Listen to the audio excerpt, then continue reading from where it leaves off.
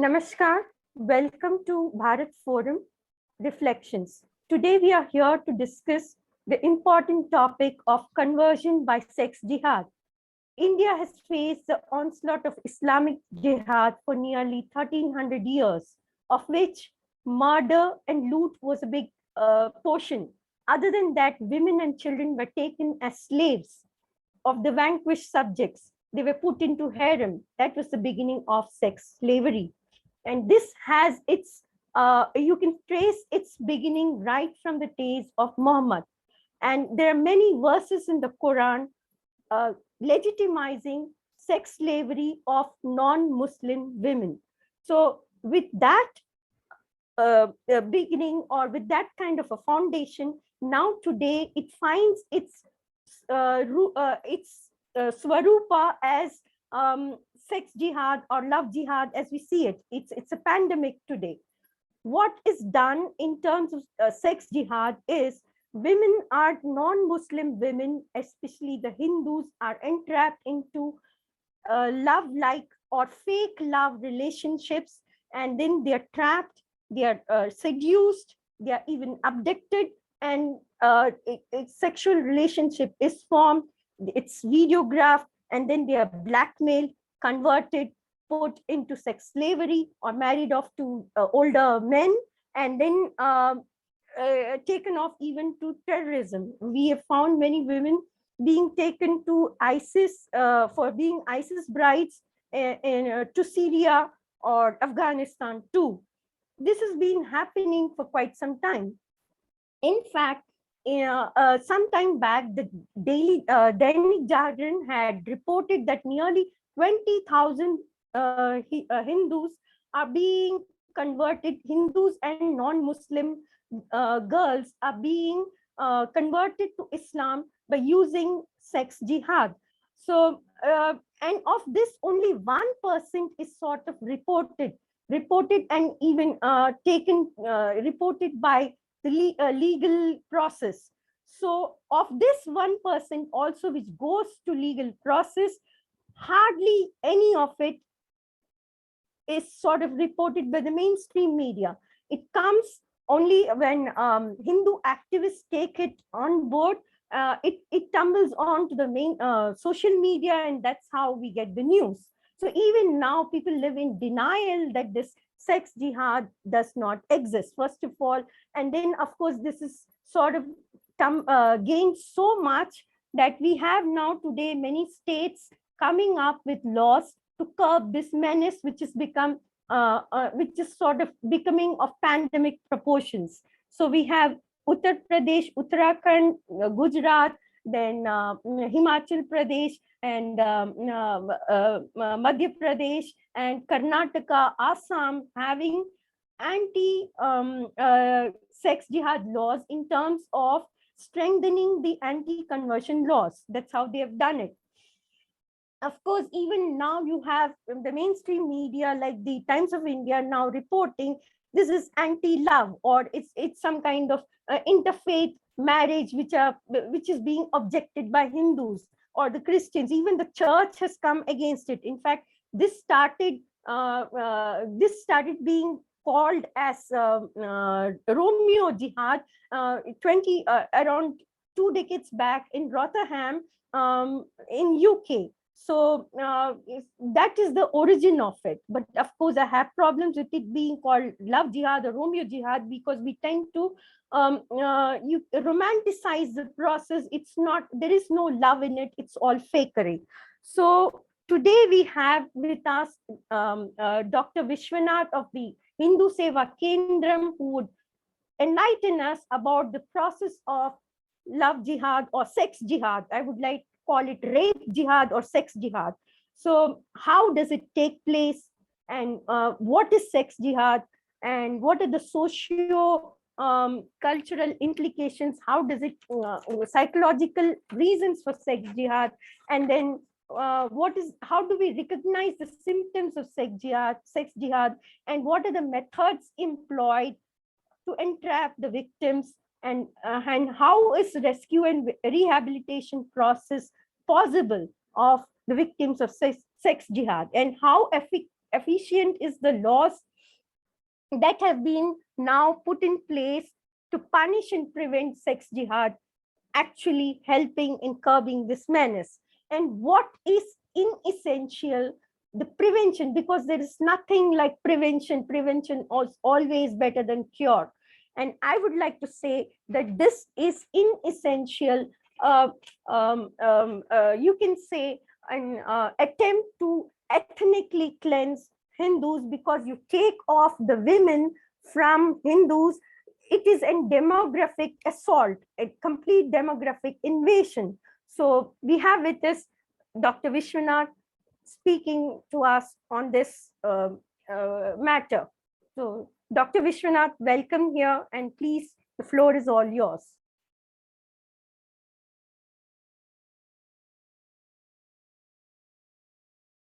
We can't hear you.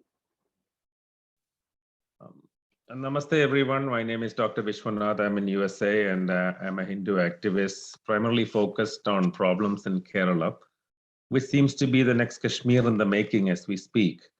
And the topic for discussion today is obviously sex jihad / love jihad / rape jihad, whatever you want to call it. I would like to call it as abaharan, which is the Sanskrit word for when you grab something which is not legally or morally yours. You call it abaharan, Sita abaharan. So sex jihad is abaharan. You know, they are grabbing and running away with our most precious resource, which is our women. We have always respected women in our culture. So without a whole lot of introduction, I'm going into a screen presentation. I hope you can all see this. Gayatri ji, can you see the? Yes, we can see it. Okay. All right. And I want to say that we are doing it in defense of our dharma. Our dharma is above everything. So it's very important that we defend our dharma, no matter what the problem is. Problems can be many, all kinds of problems can happen. Some of them are minor, trivial problems, some of them are huge problems. But when it comes to dharma, we have all got an obligation to defend it. So let us see what's the current status of Hindus in Kerala. Just an introduction. Kerala, of course, is becoming a Kashmir. And in many states, including Kerala, you know, they have infiltrated and established a very tight grip. And it's not easy to break that hold. This is something they have worked on for hundreds of years to build into this stage where they have the strongest grip. We may not see it in person or in obvious visibility, but the grip is there. Currently, what's Hindu activists doing? We approach Hindus typically for donations or for votes, nothing else.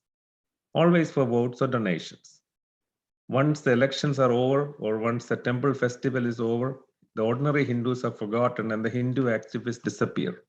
They will reappear next year for the festival or if an election comes. There's very little action on real Hindu issues. And these are things Hindus in Kerala are proud about. The land of Parashurama, Adi Shankara's birthplace, Srinarayana Guru's birthplace, the land of Kalari, one of the original martial arts in the world, the land of Ayurveda, the land of Ayyappa, the list goes on, but these are all fading away as we speak. In about 5 to 10 years, all of this is going to be in a museum. So in other words, we are slowly being converted into a museum culture from being a living, thriving culture with practicing people, happy people, going to temples, performing their rituals, coming back and performing their arts, having a peaceful life.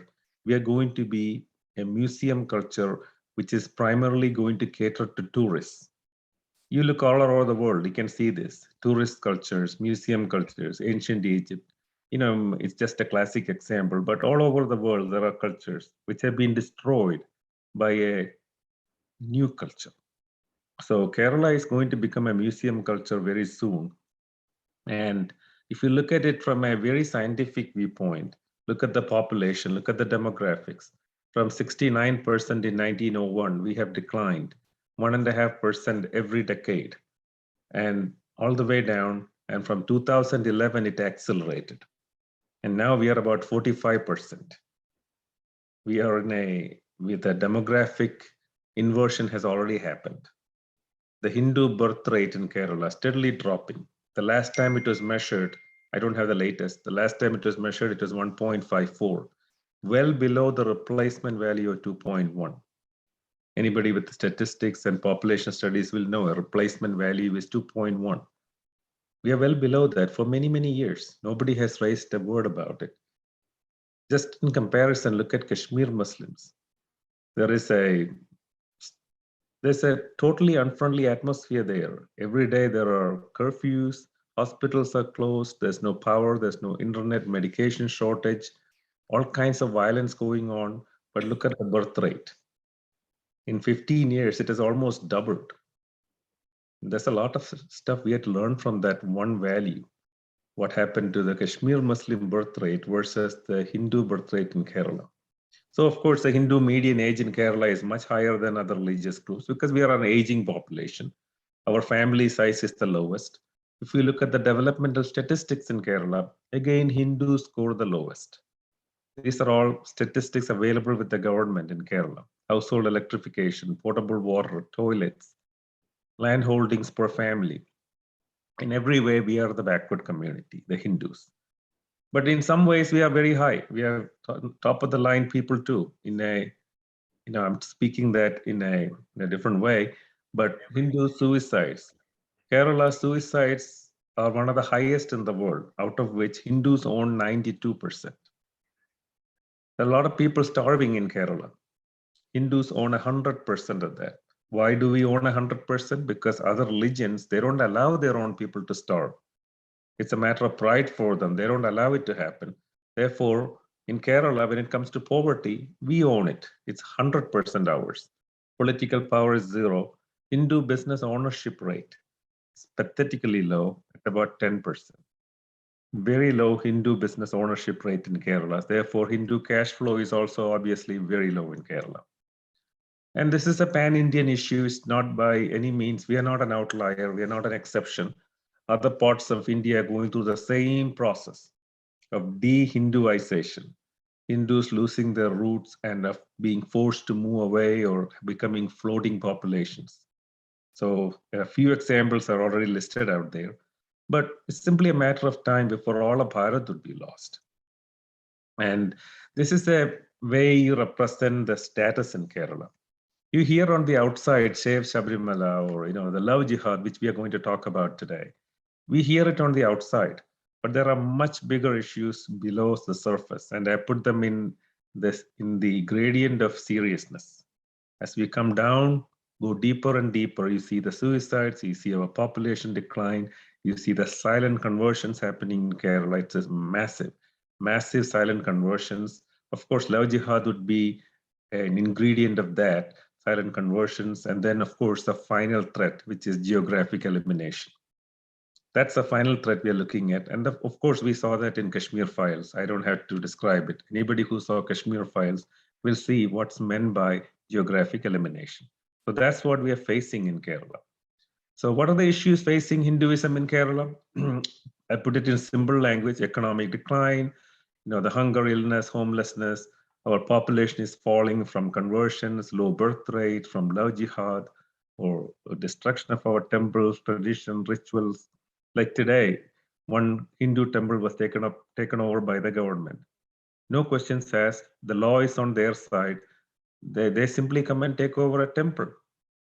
The devotees or Hindus have no voice in it. So destruction of our temples, and of course, the all-pervasive anti-Hindu media.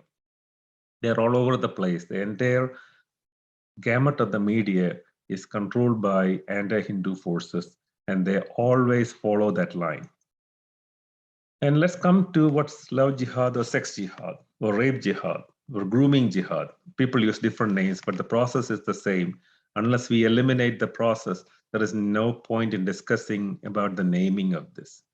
Names could be there, but let us be honest about it. Unless we do something about it, the name doesn't matter. So what is it? It's very systematic.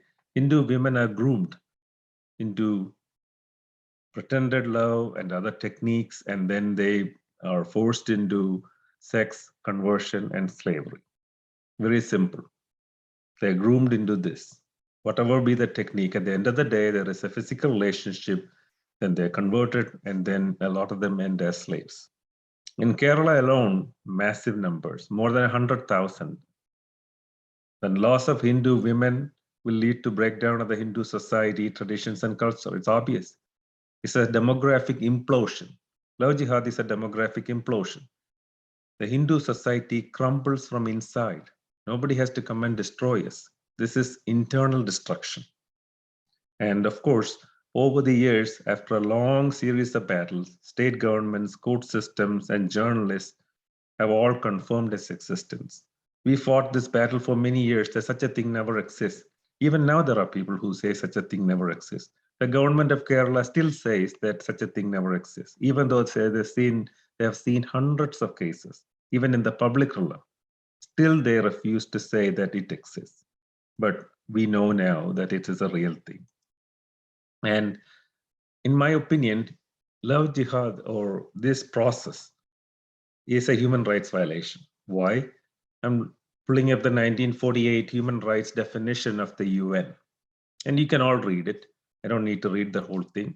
But fundamentally, this definition will qualify love jihad as a human rights violation. And I think all of us should remember that. This is a human rights violation. This is a encroachment on the fundamental rights of a woman. And we have to think about it that way. And this slide is a busy slide, I apologize, but this shows how love jihad works. This is the so-called 5-step process of love jihad. This process was set in place by a physician, a Pakistani doctor who did this years ago. And in fact, he had put a document online which people could read online, but now it has been taken down. But basically, he said, this is the 5 steps. It's always a team effort, boys and girls. And first step is contact. And you can read through this. I don't need to go through every word, but basically they contact weak Hindu classmates, weak Hindu women, weak meaning they have some problem. And then they take that intimate details of that girl and pass it on to the boys. And the boys will approach them with step 2. How? They are pursued with that irresistible mix of love and subtle indoctrination, all kinds of stuff, and giving some gifts. And they're kind of lured in. They're impressed first. They're always impressed by this true so-called, I'm in extreme love with you, gifts and giving them subtle hints on Islam and how it has made me such a great person. And step 3 is entertainment, where the girl is taken to movies, restaurants, taken out. Step 4 is an emotional approach where the Hindu victim gets manipulated and her emotions are played with and she becomes attached to this person. Then of course, it leads to a physical relationship, and any physical relationships or any intimate conversation is always taped or photographed or recorded. And then it's used to blackmail them. And step 5 is the conversion. This is when we hear it. This is when we hear about a case of love jihad, that's step 5. The first 4 steps, nobody knows. Unless we identify the first 4 steps, we cannot stop love jihad. Step 5 is the conversion, where the girl is made to convert. Sometimes they refuse to convert, sometimes they're hesitant, and all kinds of techniques are used to convert them. And we have proof of psychiatric medicines being used, hypnosis being used, physical torture. Basically, their personality gets altered into a faithful slave. So that is step 5, and it's a very systematic process. You can see how it has been done in a scientific way. This is not a haphazard way by which somebody does something they want. No, there is a system to this. And these are some old news articles, like the Times of India report from way back, about 6,000 converted to Islam in Kerala. The number is obviously way lower than the real number.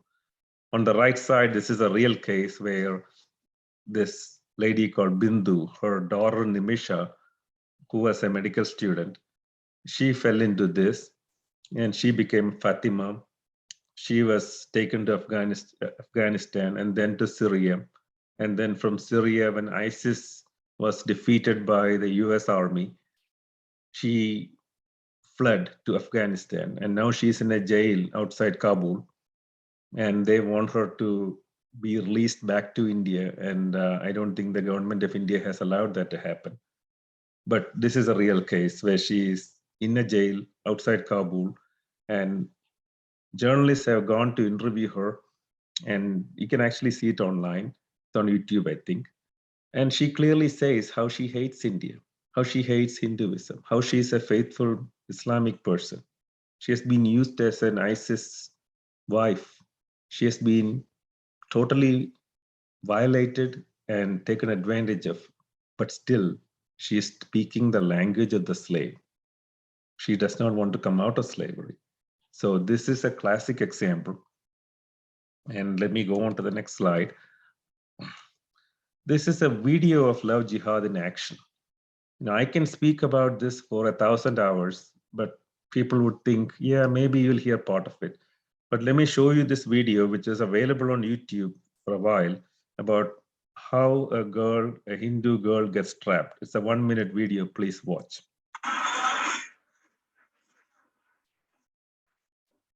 You can see the Hindu victim. She has no clue what's happening. And the key person in this video is not the victim or the so-called lover, but the facilitator. It's her Muslim friend, the girl, who is the facilitator for this whole thing. She is the key person, and you can see how she is watching the surroundings. She's watching who is there, who is walking around. And this is right in the middle of a town in Kerala. This, this, this happened a couple of years ago. This girl must have disappeared, but you can see how the way the process works as a team. So this is teamwork in action. And I don't want to go into any more details. You can see what's happening by just watching the video. You would think a lot of people would look at it and say that these are modern kids. They're just having open relationships. You would never know this was love jihad in action. You would never know. You would never know.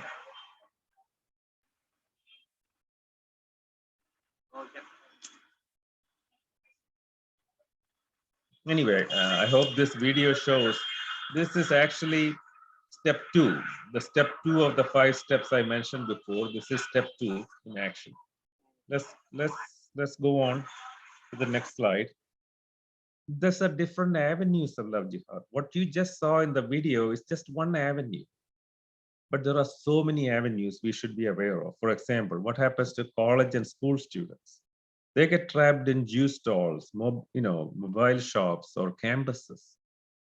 There are juice stalls all over the state of Kerala selling all kinds of colored juices of all kinds, special names, fancy LED lighting, all kinds of special toppings of the juices. These are typical recruitment points for love jihad. Mobile shops. More than 90% of mobile shops in Kerala are owned by one community. And there have been numerous stories of how when a girl takes her phone there for any kind of repair, how her data gets downloaded and it's used against her. Numerous cases, too numerous to even enumerate. And campuses, of course, girls being pursued on campuses is so common, very common. And then comes the next level at professional colleges. They're also followed. Intellectual forums, interreligious debates, they organize this. They ask questions. They ask questions which a typical Hindu girl or boy cannot answer because we have never been taught in that sense. We don't know when somebody asks you, how come Krishna had 16,008 wives and they all start laughing at you, you don't know how to give the correct answer. So they have a lot of such talking points to embarrass Hindus and put them on the defensive. So this is something which commonly happens in professional colleges. Then comes the Hindu families in crisis. People appear as angels in distress. because Hindus don't help other Hindus. So when there is a crisis, people appear offering material help, financial help. They will arrange social media fundraising. You can see it happening in Kerala all the time, even now as we speak. And eventually, because once they come in as helpers, they have access to the family, you see. And once they come into the house, they have access to the girls and women in the house. And I don't need to speak the next step. What happens in working women? A lot of working women who are married and have children have been victims of love jihad or sex jihad. How? Their own fellow employees, people who work in the same office, they will approach them pretending compassion. Because every marriage has marital fault lines. There is no such marriage as a perfect marriage. There's always some problem.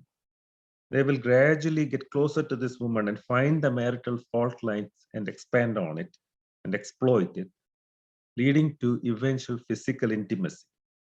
And the Hindu family will split up. And then the woman is, a lot of times, she is forced to live with her lover, so-called lover. In other words, she is forced to take a rental house and live there, and he visits her every once in a while. I know so many cases in Kerala. This is a real thing. And then there are deeper techniques. In fact, one happened last week. Pretend all out love and then offer to convert to Hinduism for the sake of love, for the girl's sake. They will actually convert to Hinduism. They'll marry at a temple. This happened last week too in Kerala, in a district called Wayanad. They'll marry at a temple, wait, have children, and then they show their true face. And then they force the girl or the wife to convert. So this is a deeper technique, happens all the time.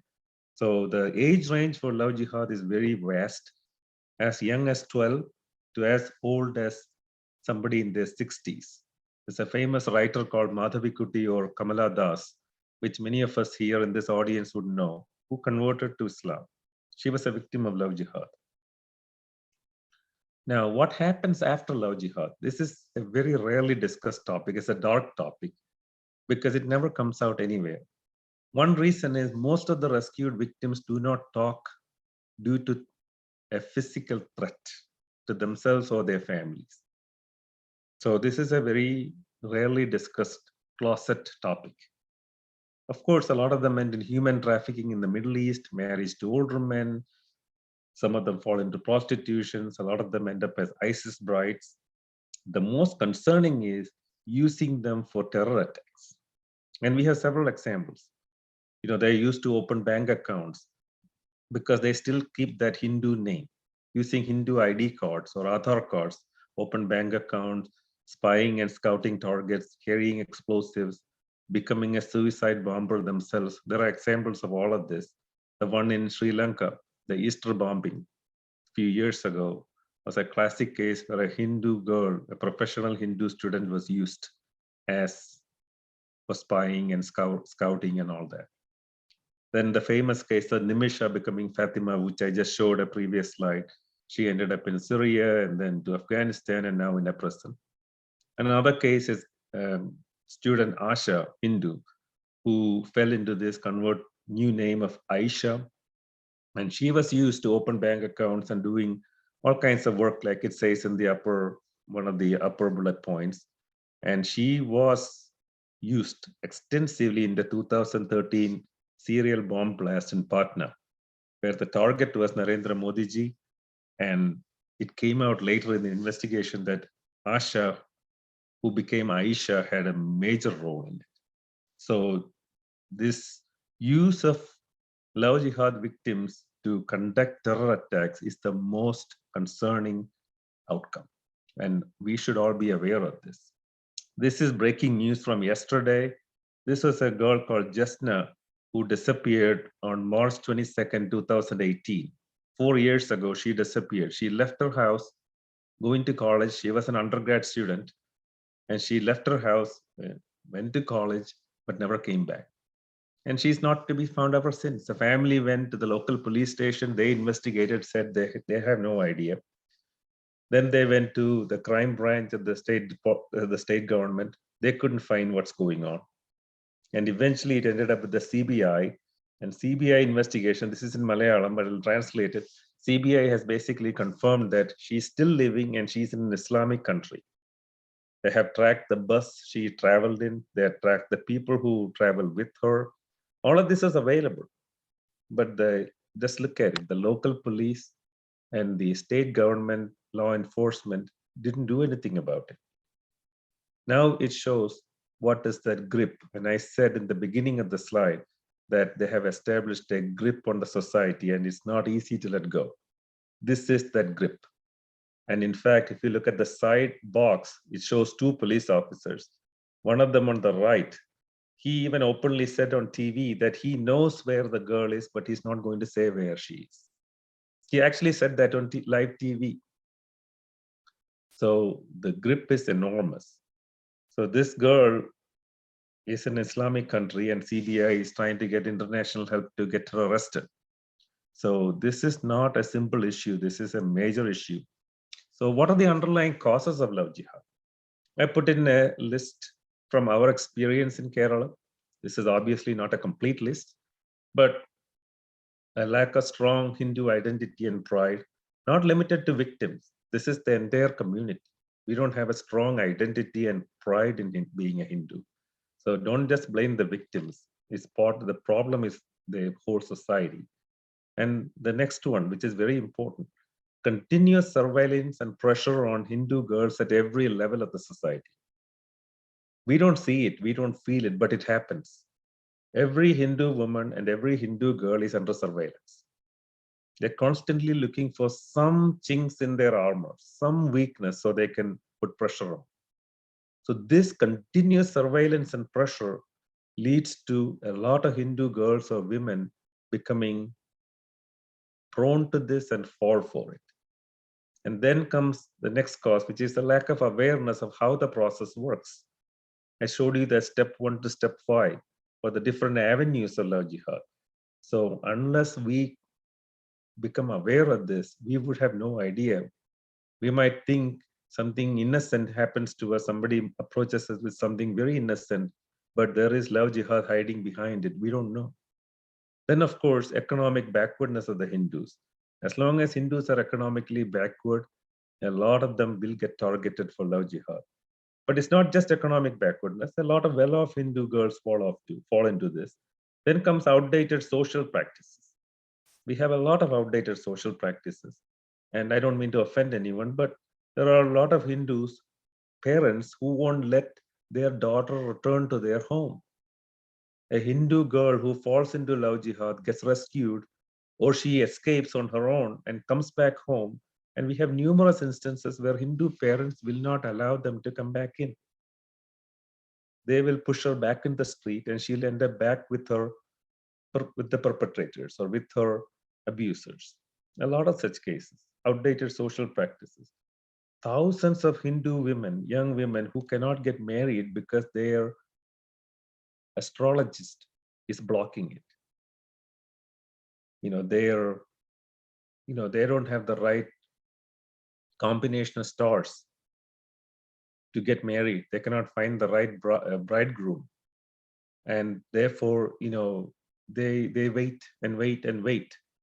And this is a very common problem in Kerala. Thousands of girls who cannot find an appropriate matching horoscope. We have to rethink. Then, of course, comes our ignorance of tradition and our values, especially the girls. They don't know about their tradition and values. And the last but not the least is there is no societal consequence for leaving Hindu dharma. In every other dharma, every other religion, there is a major consequence for leaving that religion. In Hindu dharma, there is no societal consequences. Anybody can walk out and anybody can go against Hindu dharma, and they'll continue to be accepted by the family, friends, and the general society of Hindus. This lack of consequence is also a major factor pushing love jihad. And coming to solutions, what are the solutions? Spreading awareness, of course, teaching our children to be proud Hindus. And we can approach law enforcement and courts using existing laws, limited but existing laws. using, of course, the media, print, visual, and social media. Anti-conversion laws, like Gayatri ji said in the beginning, several states have already passed it. We'll discuss that. Then civil resistance. People have to stand up, go out on the street, go meet their MLA or MP, go to the police station, go to court. This kind of civil resistance is a major factor, and I'll come to that in a second. And of course, as a final step, build a very strong anti-conversion ecosystem at the grassroots level.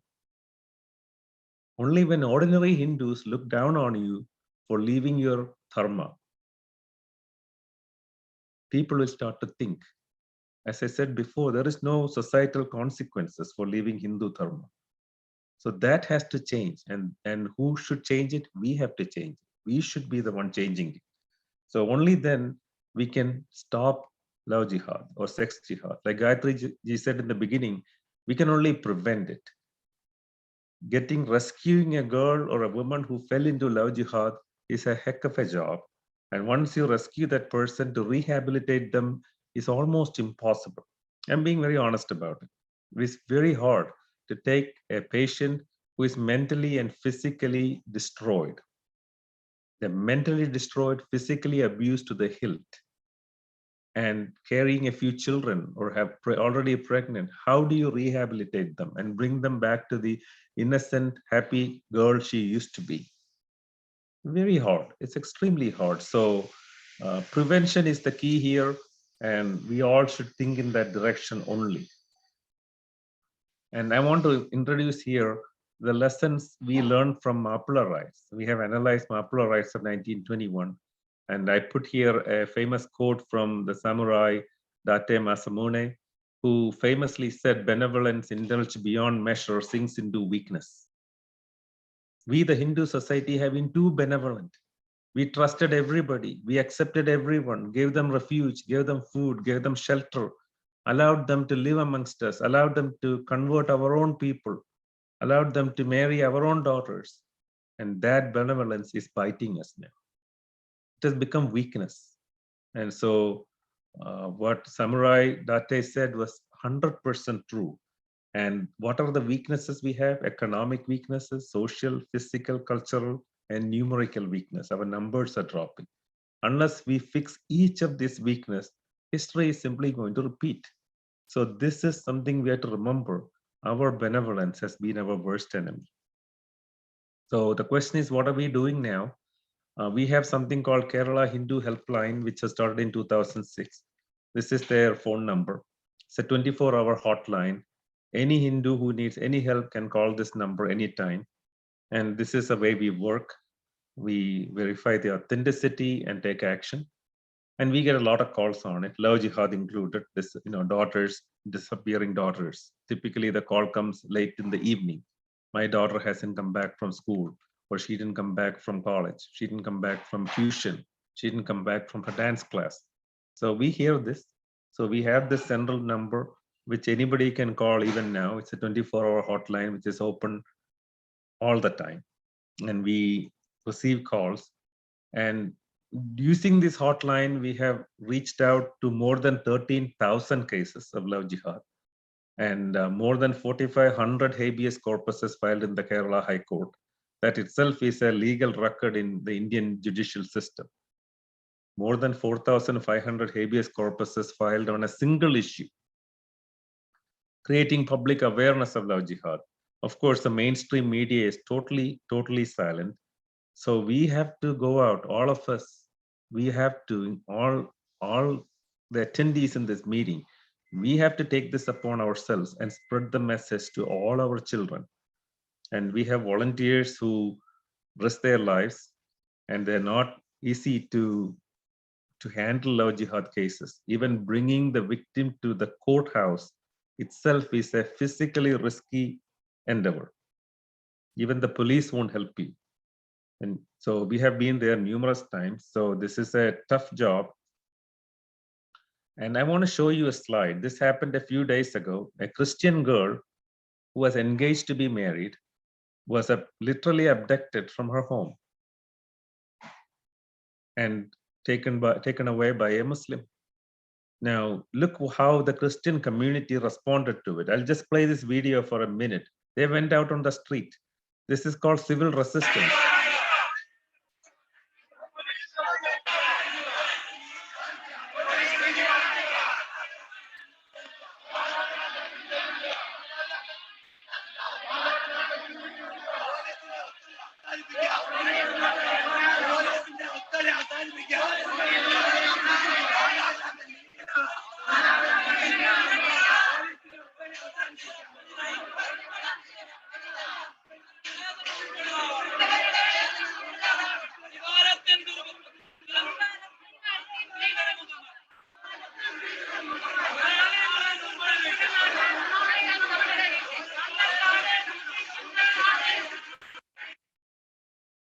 Basically, I wanted to show the civil resistance. This is civil resistance in action. The Hindus haven't done it. See, the Christians, they went out on the street, hundreds of them. They surrounded the local police station and demanded action. This is called civil resistance. And Christians who got aware of this immediately sprang into action. Now they are very, very sensitive to this and they are willing to go to any extent to fight it. But we, the Hindus, are still somewhat hesitant because as a civil action, we haven't done this. So we have to do this. So I work as part of Hindu Seva Kendram, which is a grassroots level entity in Kerala, which is a micro level institution working in every panchayat or trying to go to every panchayat. We haven't reached every panchayat. And in that panchayat, anything a Hindu needs, we will help them. Somehow we will try to find them help. So in other words, a 24/7 care center where any Hindu can come in. And we don't look at the caste of the person, origin, or what is their politics. We have no politics. And our only condition is that the Hindu comes in and asks for help. And I said, no politics. Any issues facing in Hindus in that panchayat, we take action. Complete cessation of conversion, stopping love jihad through empowerment of girls and women, nurturing young talent, especially entrepreneurship, and effective marital counseling. So there's a lot of things we do out of this. Love jihad is a major issue. And of course, we have a few other goals like getting government funds for needy Hindus, assisting education of poor Hindu children. We are doing all this. Hindu library in every panchayat, a Hindu Dharma study center, which we are starting. We are actually starting one this month. Counseling center for women, and of course, nurture entrepreneurship and generating that cash flow. No presentation will be complete without me mentioning this movie. This is the very first movie which systematically analyzes love jihad and trying to explore that topic. This is a movie which is going to be released on May 6th. It went through a lot of turmoil at the censor board. It stayed in the censor board for 7 months, which itself is a record, before they finally allowed it. And in a very edited way, but still it's going to be released on May 6th. It is not a restricted movie or an adults only movie like Kashmir Files.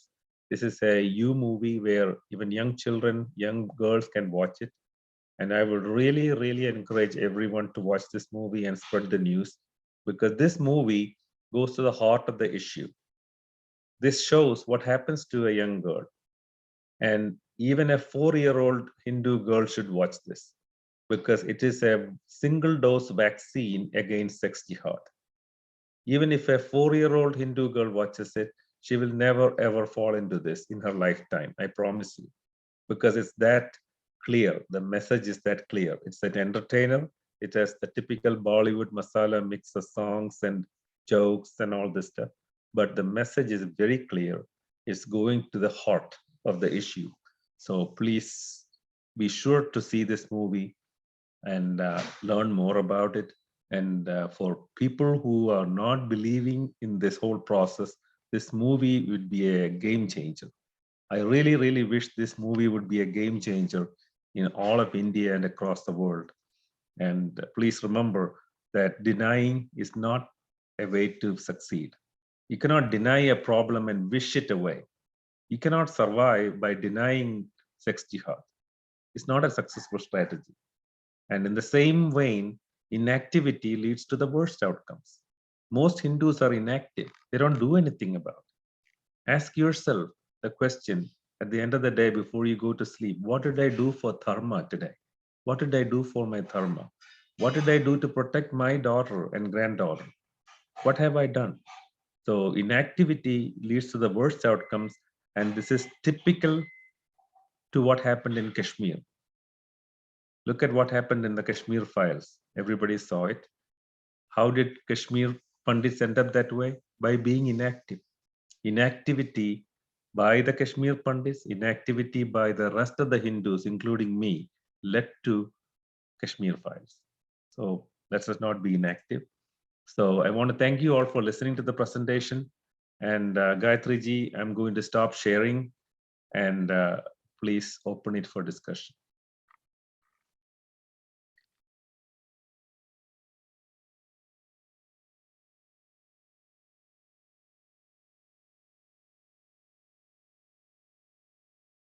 Gayatri ji. Sorry, I'm muted. I request all to please put in their questions in the chat box so that we can take them one by one, and you can even raise your hands. And in the meantime, I have few questions to Dr. Vishwanath. For example, I feel the Bollywood, be it the Hindi film industry or the Kerala film industry or the Tamil film industry, has been a biggest vehicle for this sex jihad, because they have been drumming in this fake sugar-coated Ganga Jamuni Tehzeeb, where the Hindus are always shown in bad light. Now, be it all varnas of Hindus, for example, the Brahmin is always showed as a fraud, right? A fraud conniving person. And then a Kshatriya is shown as a rapist and a feudal lord, oppressor. And then a Baniya is shown as a cheat. So this is done to discredit Hindus. And Hindu mother-in-laws are shown in very bad light. It's not that there are few cases, of course, of dowry deaths and all that. Nobody denies that. But that doesn't mean the whole of Hindus are completely, because otherwise we wouldn't have lasted as a civilization or come this far. Like Hindus, in fact, treat women in the most respected manner. Our Devis are all Hindus, right? I'm sorry, we have Devis, female Devis as a religion, right?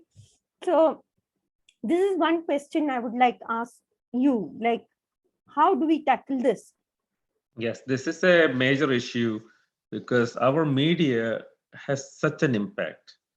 For example, anything a learned person says in a book, or let us say somebody like me speaking on a Zoom call like this, or speaking one-on-one with the person, has only a limited effect. But when we see the same thing in a newspaper, or in a big screen on a TV, or a big screen TV, or in a movie theater, which is makes the biggest impact, is the bigger the screen, the bigger the impact. So that is always being used by the anti-Hindu forces. If you look at the current situation in India, it's basically TV serials plus Bollywood movies. In all of them, the bad characters are always Hindus. Muslims and Christians are always seen as perfect people. You really wonder such good people even exist on this planet.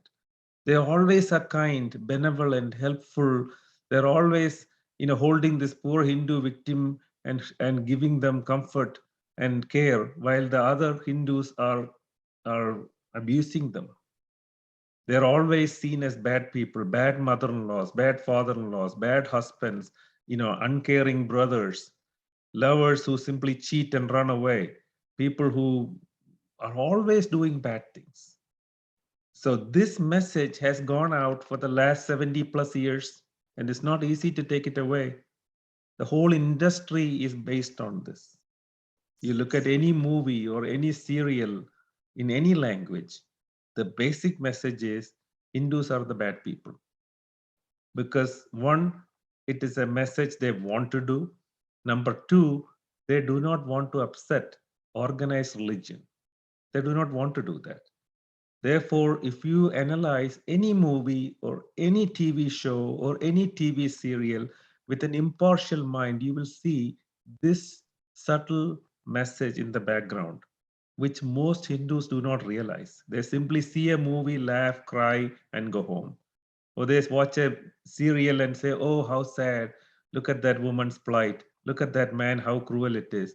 But they don't understand that the subliminal message that the bad people are always Hindus. Hindus are backward.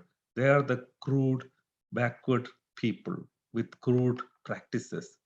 And the other religions are always full of good people. This is something we have to think about. To change it, we need money. At the end of the day, Hindus need money to do it. And Kashmir Files has set the example. Hopefully, the conversion movie will set a bigger example. And only with that kind of funding, it will change. Because right now, Hindus do not have any voice to speak. We are voiceless people. We are landless people. We don't have a land to call as our own. We are the only religion which has no birthplace or land of their own. We are landless people. We are voiceless people. To change that around, nothing short of money. I really believe that is the only way out of this. Ramesh ji, can you please unmute yourself and ask your question? Ramesh Babuji.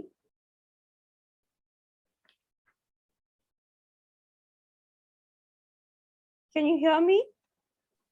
He's still muted. Let's go to the next question then. Yeah. Okay. Then we, Now can you hear me? yeah, we can. Okay. Yeah. All right. My question is, I have been dealing with this whole thing of building Hindu identity and pride. And for the last about 35 plus years. And I realized the bad impact of films. I myself stopped seeing for the last 40 years any Hindi movie.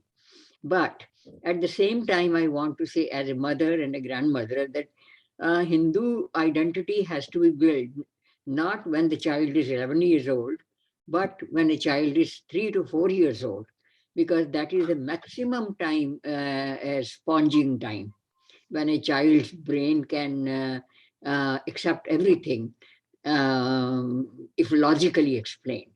So there has to be a common sense approach, a kind of lessons promulgated, that this is what you teach at 4, this is at, and eventually you build on like you are building the mathematical skills.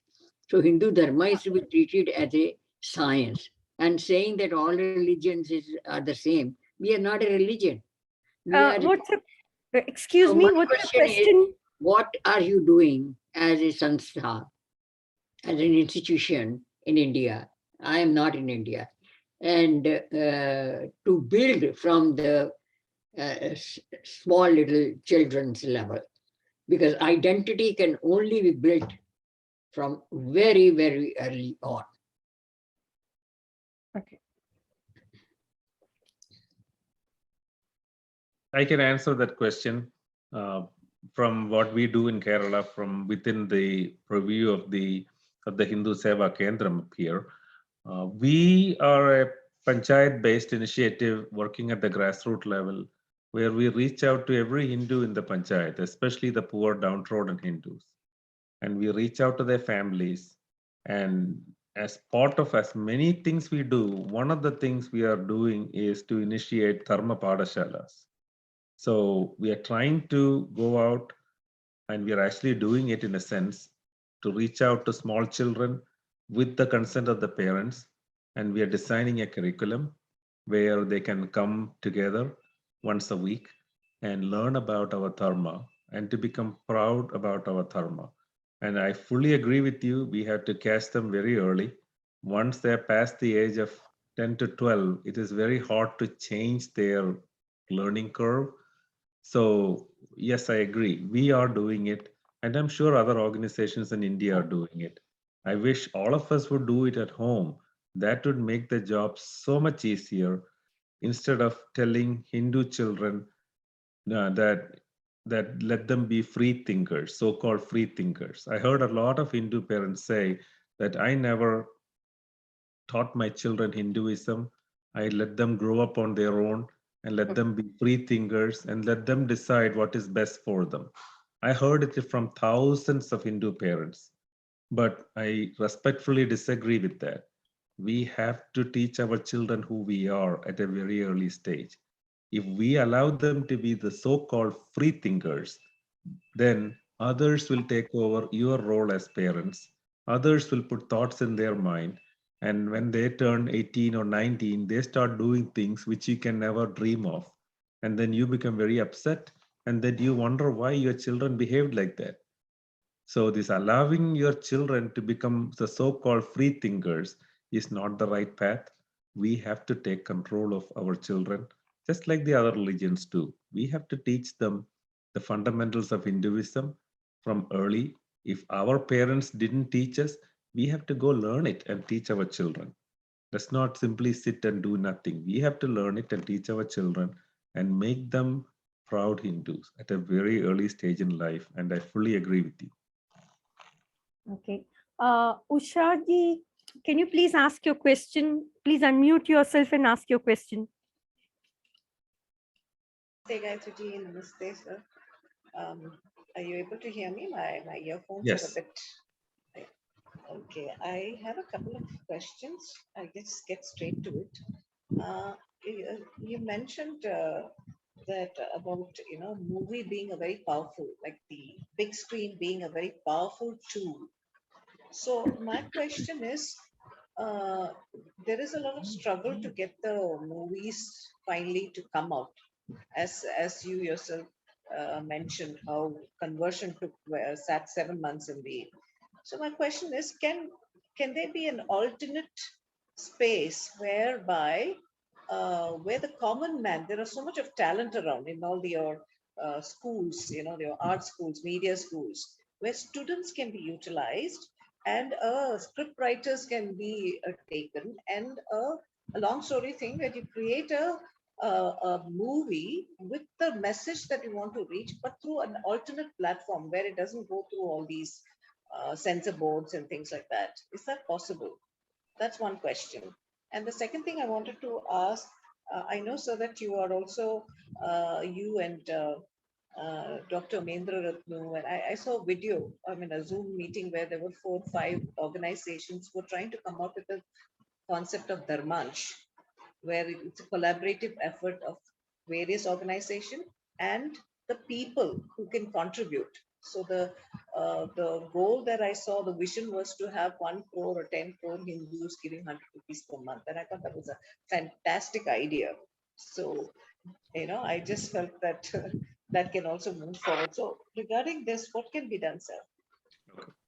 I'll answer your first question. The long and short of the whole answer is no.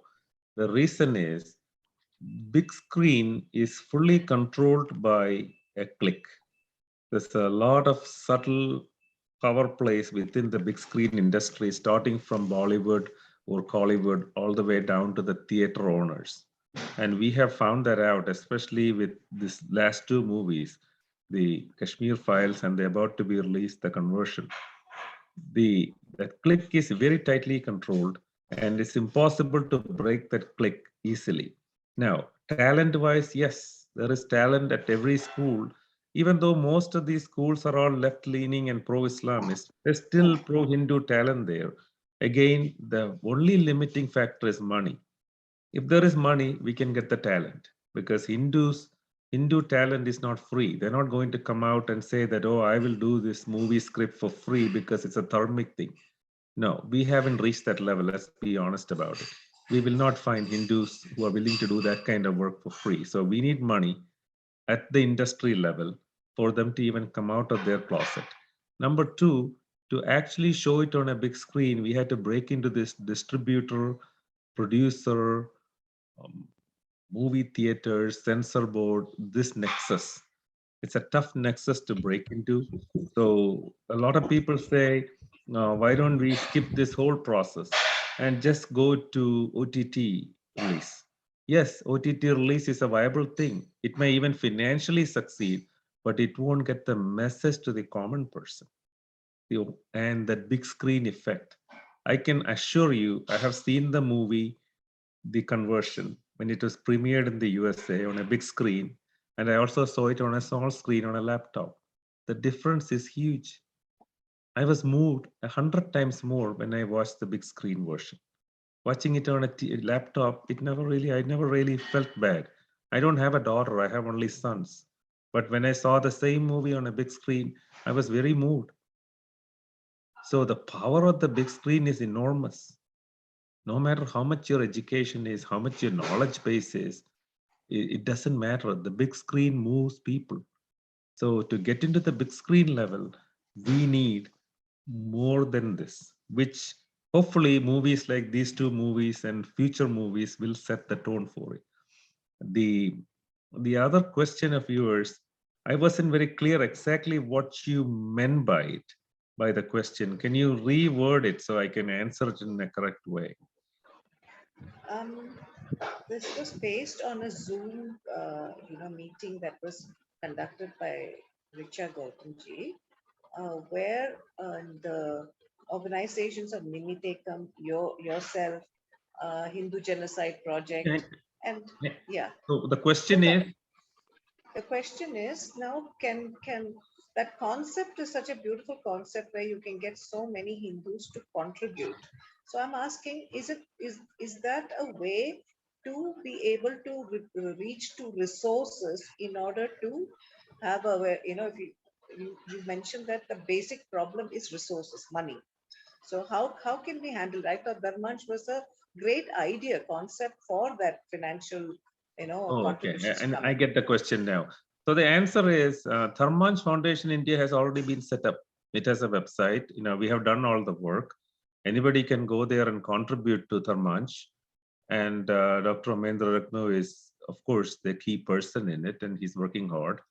And Tharmanch Foundation has already done some work, reaching out to some key needy Hindus in India. Uh, we have to take the message to the masses, how Tharmanch Foundation should be seen as a necessary tool in this battle. This is a civilizational existential battle. Our existence, our children's existence is at stake here. So for that, we need resources. Tharmanch Foundation aims to be that resource which will provide the essential cash flow for any Hindu in distress. And so, yes, anybody can go to Tharmanch Foundation India's website and donate. Some people donate monthly already. However, we haven't taken that message yet to the ordinary Hindus. See, Christians and Muslims, they have a great system. They have church ties and Islamic zakat, which they pay on a regular basis. A small amount, zakat is the best example, a small painless giving. They pay every day or every week, a small amount, but it adds up into a huge worldwide fund. The same way we can do that too. And we are exploring that, but the system is already in place, Ushaji. The website is up, the bank accounts are up, it's already registered under the government of India, so anybody can do it. I just wanted to say I'm aware of it and I'm a monthly contributor there. But my concern was, and I myself have spoken to quite a few people, and I found that when I spoke one-on-one to people about the concept, I had 100% conversions, if that is a word to use. Speaking to 10 people, all 10 started contributing. So then I realized the power of this networking concept of speaking to people on a concept that we so passionately resonate with. So I just feel that is something that can really take off in leaps and bounds. And lastly, sir, I also would like to start helping out in some way or the other. When you were talking about, the going through your presentation, I realized that we need thousands of warriors doing this. So what I thought I would do is, like, I recently had a Kudumba function. I'm basically from Kerala. So we had something called Dasha Pushpam, where my mother's family had come together for a family union. So I'm thinking of using that and adding keep adding members of the family to it. So if I can get some help in terms of content and stuff like that, I'd like to start, finding a method by which I can at least reach out to this 100, 200 people and have a constant, information that can go to them. And the second thing is how we can equip in our homes with the tips and techniques. For instance, the questions like you said, when when these guys come and say, your Krishna had 16,000 wives, how do we rebut it? How do we counter it? A set of say 50, 100 questions. What is the answer that we can give? Please share your contact information with Gayatri ji, and we will talk offline about Yeah. it. Okay. Yeah. Gayatri has Yeah, the Ushaji. Yeah, Ushaji, you please give me your. I will pass on your number to Vishwanath, Dr. Vishwanath, and you can ask your questions to him. So we can, because we need to go to other people too. So our next person would be Sunil B. Please unmute yourself and ask your question. Yeah, thank you very much, Gayatri ji. I hope I am audible. Yeah, you are audible. First of all, Yeah. many thanks to Dr. Vishwanathan for giving such an enlightenment to all of us. I really enjoyed the presentation. I have two brief questions so that others also get a chance. Number one, what is the compulsion of all these movie makers, mainline media, mainstream media, print media, electronic media, to remain aloof and ignore Hindu atrocities or atrocities on Hindus? I mean, 70–80% of them are Hindus. Is it just the money, or is it some other compulsion that we don't know about? Can this be reversed? And my second question is, why are organizations such as VHP or Bajrang Dal or other Hindu organizations that are not commonly talked about, not commonly known, why aren't they becoming a force to reckon with? Why aren't they united? What can we do to correct this, this anomaly? Thank you so much. Yeah, the answer to the first question is it's a very complicated answer. We have to go back and do our research into who controlled the media pre-independence. And if you do your reading, you will come to realize how pre-independence media was primarily controlled by the British government, the Islamist forces, and the Congress Party. And after independence, that same philosophy has continued. Even pre-independence, our media was anti-Hindu because Hindus were never seen as a force to reckon with. You know why? Because of the video I showed you in the presentation. Christians demonstrating on the streets. We have never done a demonstration for our rights. For our own daughters, we don't get out on the street. So we are seen as a very weak population with no pride, and we will not get moved, or we will not be pushed into action no matter what happens. So we may be born as Hindus, but we are Hinos or Hinos, Hindus in name only. Most of us are Hinos. And the media knows it, the political parties know it. So Hindus being 80% of the population, we might say and be proud about it, but in front of the media, in front of the politicians, it carries zero weight. They laugh at it because we have never shown that force. So first of all, so that force is not there. Number two, the money flow. Everything is oiled by money. And if you look at the way the media functions, everything is oiled by money, and every reporter gets paid based on what he or she writes. So there is no money to highlight Hindu items. If you write anything making fun of Hinduism, looking Hindus in a bad light, there is money for it. They get handsomely paid. See, I can stop doing this and say from now on, I'm going to do Hindu bashing. I'm going to find wrong, whatever is wrong with Hindu activists and expose them. Believe me, I'll be a millionaire in 1 month. There is so much money floating around for people to write anything against Hinduism. So combine these two factors, it's very hard to break that cycle. Our media is not writing anti-Hindu stuff because they're ignorant. They know fully well what's going on, but they know there is no consequences. They can write something totally anti-Hindu, there is no consequences. The most consequence will be Hindus murmuring to each other or sitting on a Zoom call like this and complaining between each other. we will never get out on the street. If they write something anti-Hindu and there's a procession of Hindus on the street and they go and block that newspapers or TV channels office, then the story will change. See, until that happens, nothing will change. And the second question, I am not able to answer that because VHP and all our organizations which are worldwide with their own DNA and their own system of administration and activity. And what they are going to do, we'll have to bring in a VHP or Bajrang Dal activist and ask them that question. So I'm unable to answer that. Yeah, I understand. Just one more follow on. But I mean, I understand your limitation about VHP and Bajrang Dal, etc. I fully appreciate it. But don't we need a force?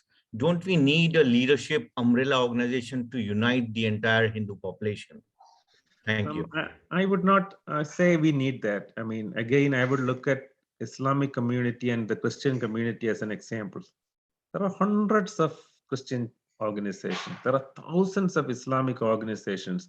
Every day there is a new one, but they're all working towards the same goal. So the accelerated approach towards their goal is not at all slowed down. As more and more Islamic organizations come into being, their momentum increases, their velocity increases, they are approaching their goal faster. So the idea of having one organization controlling every Hindu activist, and that's the only way to reach our goal, is impractical in my humble opinion. Plus, if you look at the rest of the world, it's not happening. Islam is advancing in many parts of the world, but there is no single Islamic entity. There are hundreds of them. But every Muslim is committed to advancing his or her religion. That is the power of the masses. And I really, really believe that any one of us can do it. And doing it in our own ways is not going to slow us down. It's only going to make us more powerful. Yeah, with this, I would like to, that was very nice answer, Dr. Vishwanathji. With this, I would like to tell the audience, please, to please ask questions related or relevant to the topic on sex jihad or the main topic on sex jihad, because we are digressing a bit here and there. Yeah, can I interrupt Gayatri ji 1 second? Yeah. One of the producers of the conversion, Vikas Bakshi ji, is online. Yeah, I would like him to take up the next question, please. Yeah. I was just going to him. Vikas ji, please take unmute yourself and ask your question, please. Yes, thanks entire team who organized this presentation. I really appreciate Gayatri ji, Dr. Vishwanathan, and whoever else it is. I really appreciate. So I'm producer of the conversion movie, one of the producer of the conversion movie. And we really worked hard to save our girls, Sanatani girls. We fought for almost 7 months, as Dr. Vishwanathan said. With the CBFC, we really had a hard time. Usually, movie they approve within 2 weeks. That's the standard process. But it took almost 7 months. Not only that, they did not even give us a reason why we're not approving it. So it becomes so difficult for us to struggle. Every month we have to struggle. We have to present it again. We have to pay the fees again. And then again, they said, oh, these are the problems. We're not approving it. So we fought for almost 7 months. Finally, we have something now to show our girls and save the lives. So Dr. Vishwanathan, thank you. Appreciate for bringing up on this platform. So I would like just one simple question to Dr. Vishwanathan. Actually, a couple questions. How many girls getting trapped per day in India or worldwide, if you know? And the second question I have, we were looking for the FIRs in India by states. I heard that a couple months back from the key Hindu organization, that we do not have Love Jihad FIRs counts at all. Okay, can I answer the question, Vikas? Yes, give me a second. So I was looking for the count of the FIRs. Can you hear me? Yes. Yeah. Okay, I was looking for the number of the FIRs by state. So we know which states need probably more attention, and we can move forward. And we really need to work hard for the Love Jihad, the entire community. Even if you have in your street, if you have girls, just talk to them. You can tell them about this movie, and there are a lot of now slowly a lot of sponsors coming up. They are booking the show for many girls in their village. In their sometimes one guy just sponsored yesterday almost 25,000 girls. So that's when they're gonna show this movie to free of charge, because not many people can afford this movie. We're still looking for more sponsors. So please, if you help with our community and look for more sponsors, so our more girls watch this movie, it's better for our community. It's all about awareness. This movie, Dr. Vishwanathan said that it's a really enlighten this movie. It can change whole game. So I really appreciate whoever wants to give this answer about the FIR count, and the second one is how many Love Jihad happening per day or per month, any numbers you have. Yeah, the first question is about the number of the real numbers of Love Jihad or sex jihad. The real numbers, obviously, nobody knows. We only know from the actual conversions which happen at a government level in documented cases of conversion. Remember, a lot of cases are conversion and never documented. A lot of girls disappear. A lot of girls convert and live in with whoever, but never appear on any government records. So the general count, we have asked activists in North India, and stuff, and the general number we have come up with is about 75 to 100 Hindu girls convert for this reason per day. So it's about 75 to 100 per day of this kind of conversion happens all over India. So just to put it in perspective, by the time we finish this meeting, this Zoom meeting, about 4 to 5 girls have converted. By the time we finish discussing this issue, about 4 or 5 girls have converted. So it's not a simple issue, it's a huge issue. Girls are being plucked away from our homes at a very rapid rate. So the numbers are huge. The real numbers must be much bigger because of no documentation. The second question, the number of FIRs, I'll have to do my research. In Kerala, I can assure you, no policeman or police officer will ever write an FIR with the word Love Jihad on it, because he will get fired immediately. He will either get a transfer or he'll get some kind of depromotion or something. Something will happen to him. Even his life may be in danger. So that won't happen. But in terms of other states like Yogi Ji and those states, I will come up with a number and let you know very quickly. Thank you. Doctor. As a producer, anyone has a questions to me, please let me know. Or I can drop a phone number here and you can call me. Thank you. Thanks. Vikas ji, thank you very much for coming, for participating in our show. And it was really a great pleasure to have you here. Thank you. And we really appreciate a lot for coming up with this movie on conversion, because I know it is very difficult to make such a movie in the first place. It's a very big change. Like, we have never come across, this has never happened in India before. So it's a great effort by you, and thanks a lot for it. Hindu community would be really thankful to you for making this movie. Thank you. Thank you. And we will come up with more movies. We will partnership with Dr. Vishwanathan as we go. We are new to this industry and we are learning a lot here. So as we learn more and more, and our goal is to educate our girls, and that's our goal, and reduce the Love Jihad and see what we can do. Thank you. The next question, I would like to ask Mr. Mahesh, please, to ask this question. Mahesh?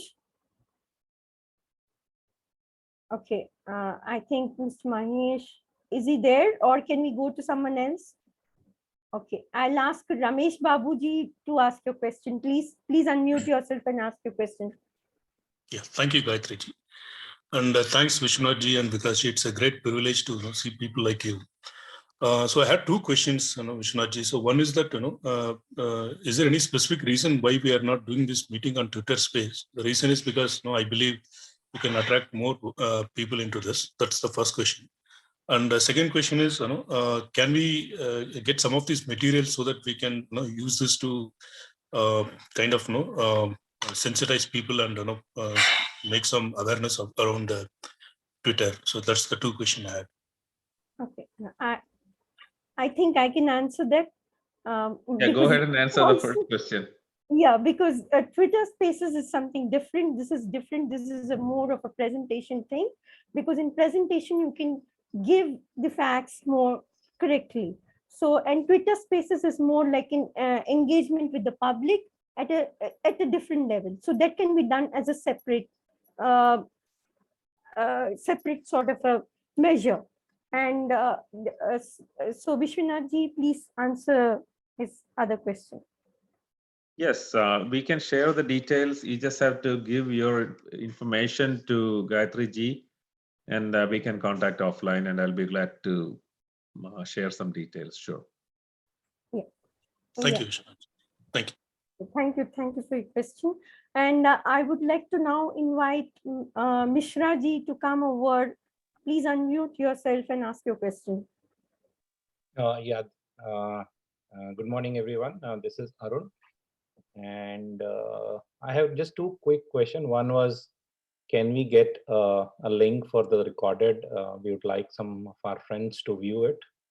And my next question is, if we know there is a girl that is trapped, and maybe we are aware of one of the case.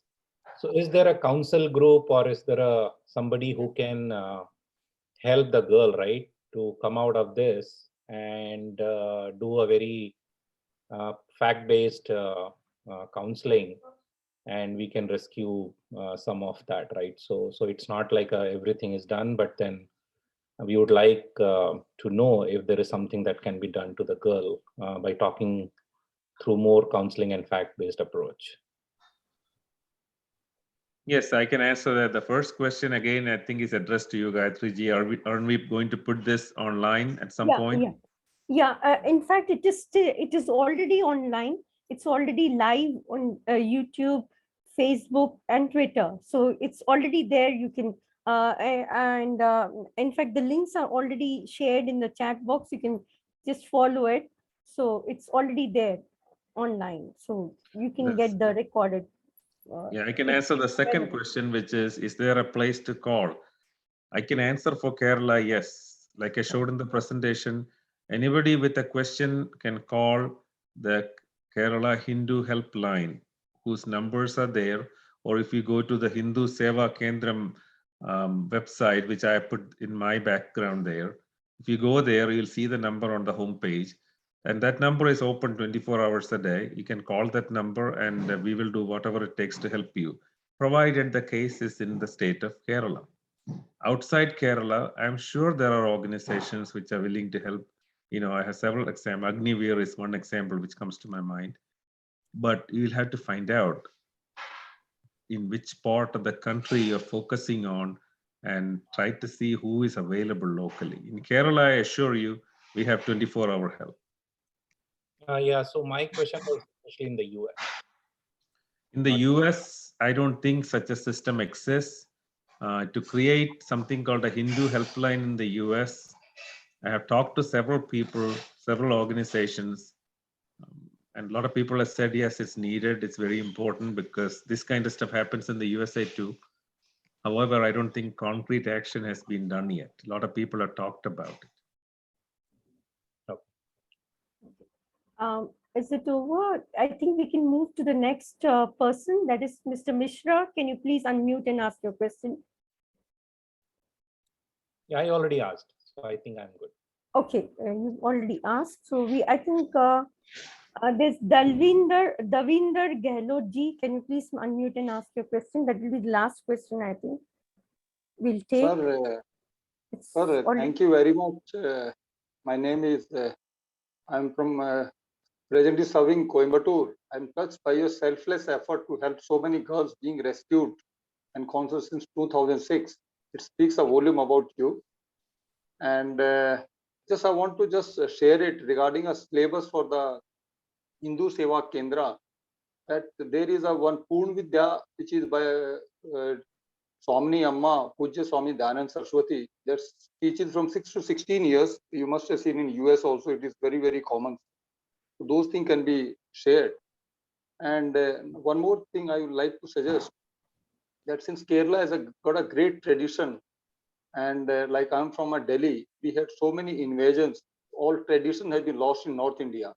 So one of the thing, one of my Guruji from Kerala, he gave me a Sandhya Vandanam. Though I started quite late, if you can propagate Sandhya Vandanam compulsory to the children right from the 7 to 8, that can make a big difference in bringing back the tradition.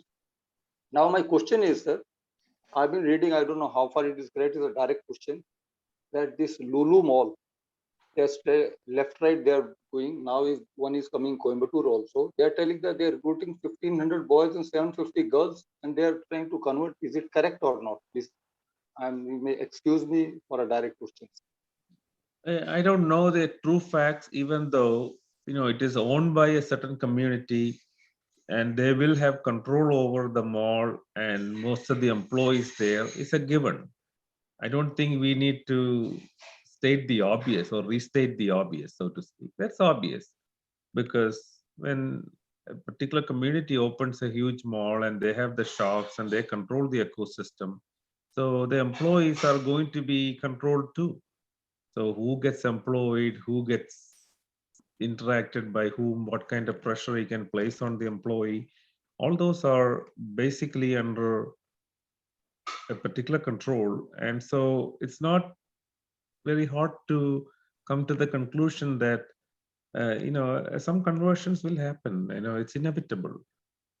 Especially when you're in a captive situation like this. If I am a girl from a poor Hindu family and I'm going to be employed by someone who is not a Hindu, who wants me to convert, and my income is what feeds my family, then I'm at a very disadvantageous position there. It's not a level playing field. And when you don't play it, when you play on a level playing field, you're not going to win that battle. Especially if I don't have any pride in my own culture. So I'll be overwhelmed and converted very easily in that situation. So I hope I have given you the answer. yeah. Thank you very much, sir. Thank you.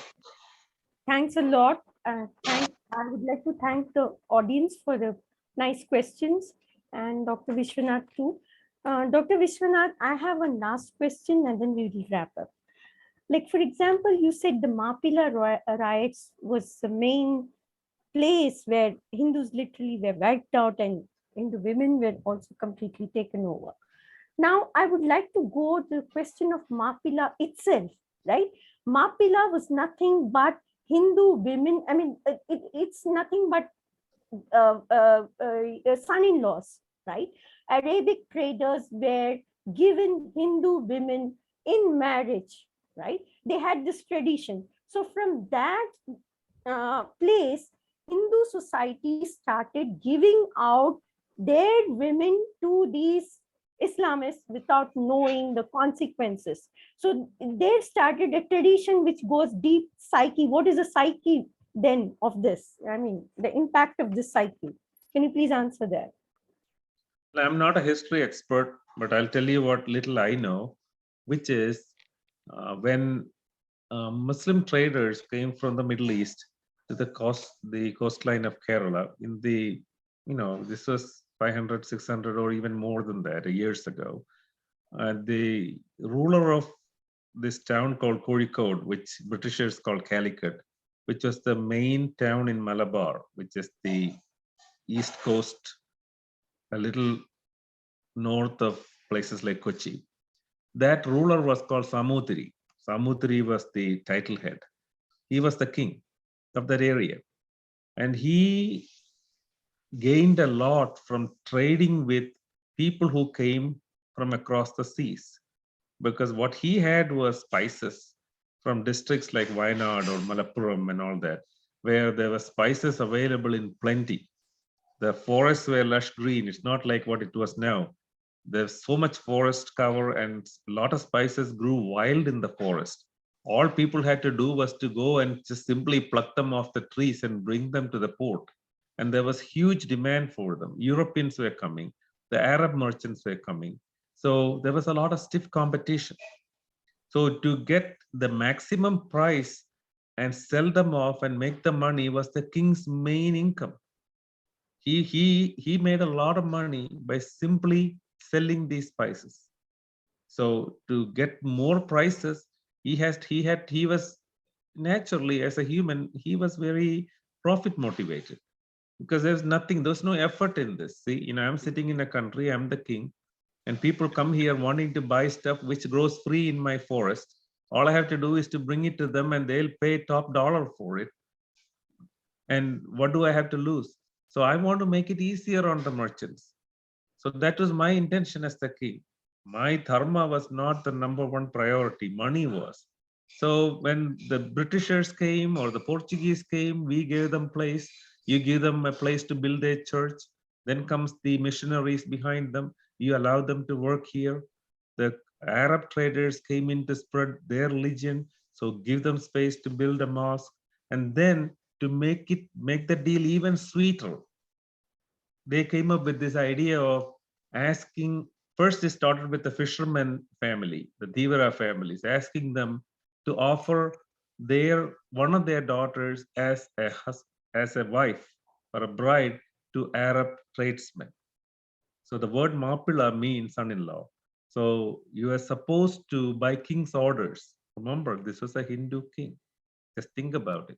So it's the king's orders that one daughter in each family had to be given as a wife to the Arab trader. So in other words, that was an extra lure for them to come to, they would have been trading in Surat, they would have been trading in Mumbai or some other parts of India. But this was the sweetest place because you come and get the spices plus you get a woman. What more? So the king himself, the Hindu king, was facilitating this. So they came in droves. I'm sure Kerala was the place to go in the Arab Peninsula, just like we sitting in Kerala now say, the Gulf is the place to go. I'm sure the Arab traders there, everyone wanted to go to Kerala because they had all these special deals. There's always a special sale going on. So this unfortunate turn of events led to them establishing their roots, and now all the way to the major issue in Kerala of anti-nationalism and Islamic separatism, everything. This has the roots. Absolutely, Dr. Vishwanath, that was very nicely put by you, because it was the Mapila system that we gave them the daughters, we gave them the money, literally give them free spices to trade, literally we made them rich, gave them our daughters too. So that started rolling the business of sex jihad. We literally provided it ourselves, Because they got the impression that Hindu women are cheap commodity. See, that message, absolutely, which is widespread in the UAE or anywhere in the Gulf, even now across the Islamic world, Hindu women are seen as cheap commodities, which even the Hindus don't value. This is the impression. I promise you, you go to the Gulf and speak to any average person on the street, and if they open up their mind, they'll tell you that Hindu women are cheap material. Anything goes. They are morally loose. You can go there and they don't care. Even the Hindu women, Hindu men, they don't care. They don't protect them women. So it's easy, low-hanging fruit. This impression was created way back, and it still continues. And however morally upsetting it is, that's the truth. Yes. Dr. Vishwanath, I would like to ask you, just as you said, that we need to reinforce in our children from a young age about dharma. Other than teaching dharma, that is our own dharma to our children, we also need to teach our children about Quran and about Bible. Because I feel if they don't know about Quran, its principles, how it sees women, its own women, and how it treats non-Muslim women. So that will be the kind of thing to retard this whole sex jihad and conversions. What do you think? What do you have to say about it? No, we have a name for it in our samskar. It's called Purva Paksha. I'm sure most of us know what Purva Paksha and Uttara Paksha is, but if somebody doesn't know, please read it up. So this is Purva Paksha. When we encounter something which is not ours, it may be a friendly force, it may be a neutral force, it may be an enemy. But when we encounter something which we don't know, we have to study it without any kind of preconceived notion. We have to impassionately study it first.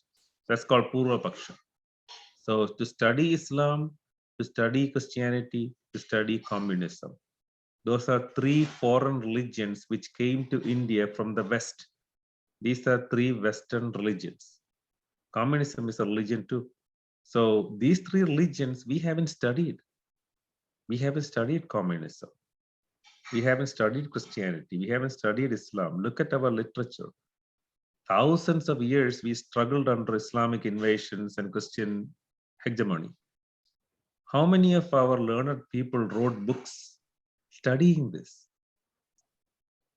So many ashrams were there, so many pandit, learned people were there.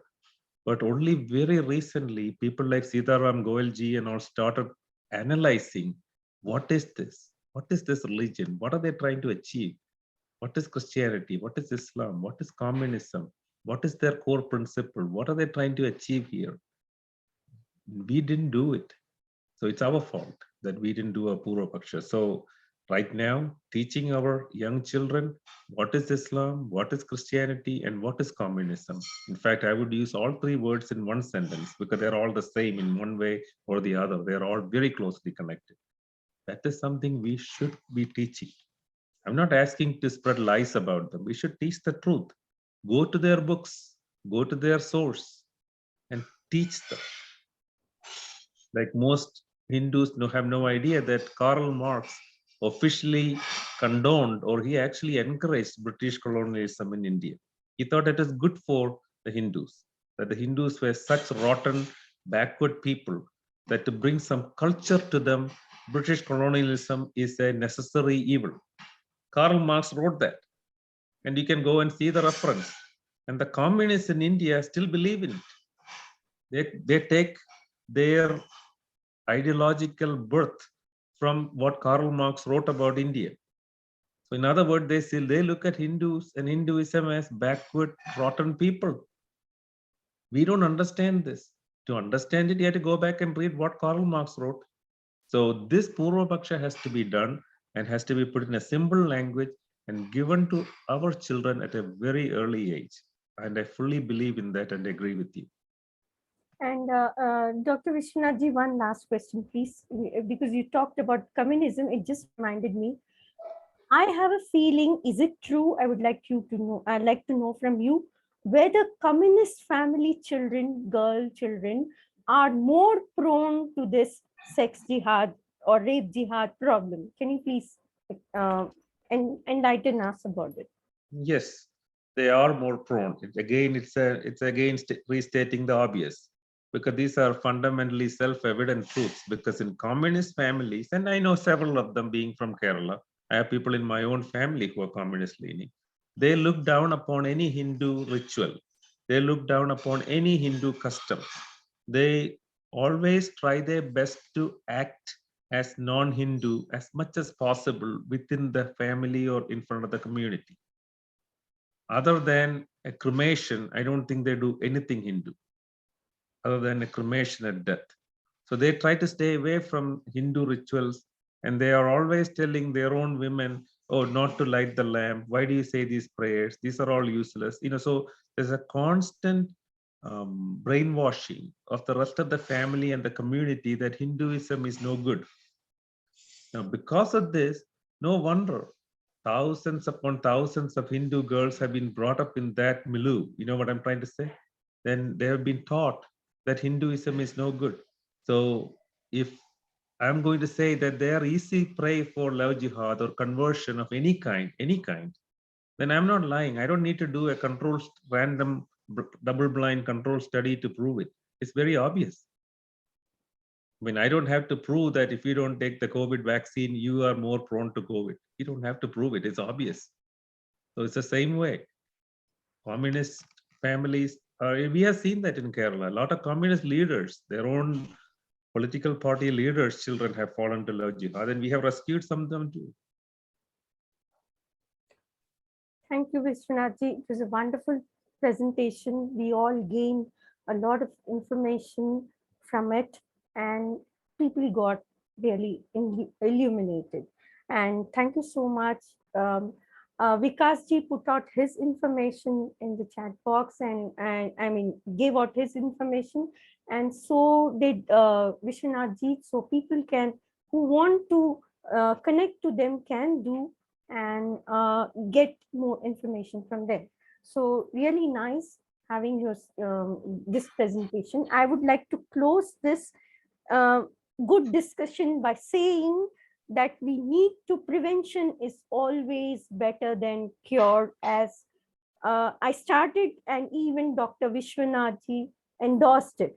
And when such cases happens, Hindu society should show some consequence to people who convert to Islam through this process or any other process. Hindu society has to show its resistance and give a sort of a prohibitive kind of a backlash. There needs to be some kind of a punishment for it in their own way. And we do need a civil resistance too for that. So thank you so much. And it's really nice having you, Dr. Vishwanathji, and all viewers here tuning to us for this wonderful speech by Dr. Vishwanath on conversion by sex jihad. Namaste. Namaste to all. Thank you, Gayatri ji, for giving me this chance. And thank you, Vikas ji, for joining us. I know you're very busy, to release a movie like this to a big screen in India or anywhere in the world, speaking the truth about what Hindus have to go through is not easy. And I know you put your heart and soul into it. And I hope to pray to Ma Durga that the movie succeeds very well so that you can continue your work. Thank you to everyone. Namaste. Thank you. Thank you. Thank you, Dr. Vishwanathan and team. Thank you. Appreciate it.